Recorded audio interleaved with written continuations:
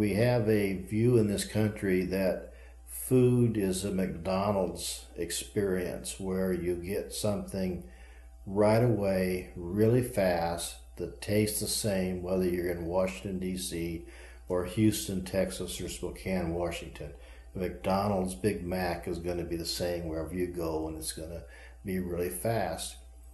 In the direct marketing, we try to help people learn that maybe Mary's pork and our pork is kind of like wine from different vineyards in California, and that when you buy a bottle of wine, it isn't going to always taste the same from every farm in different parts of the country. And so that food becomes more of a experience and a unique product rather than something generic, because there are huge differences.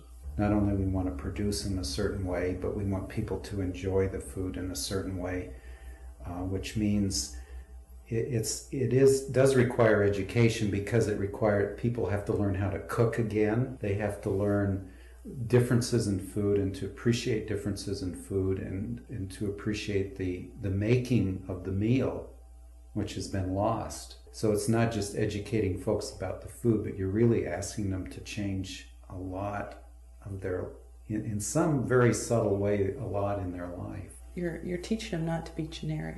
Yeah, we're trying to create or maintain or rediscover the cultural aspect of of food, not only the production but the eating.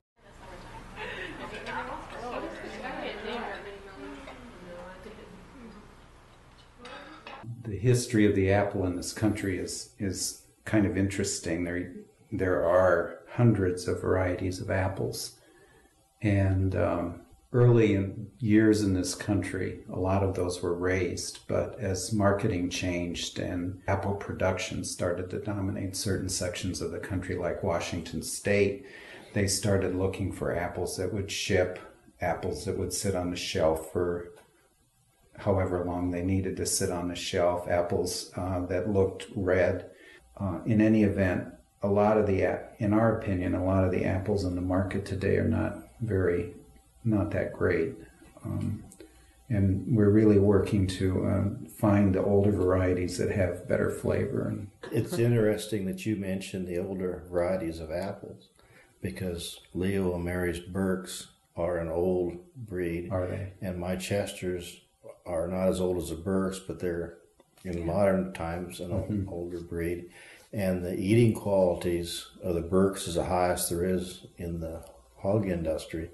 And Chesters are maybe one or two below that, but all three of us are selecting genetics that have high value for the consumer, rather than, what should I say, the easiest one to mass produce. That's something that ties us all together.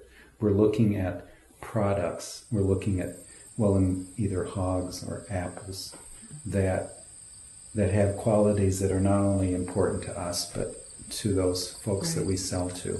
One of the things that I enjoy about direct marketing and that we try to do is make the food product a win-win situation for both the customer and us. The consumer gets a high-quality product that shouldn't contain residues of any drugs or things that might have an impact on their own health in future years. So that the win is for the consumer, that it should be a healthy, high-quality product.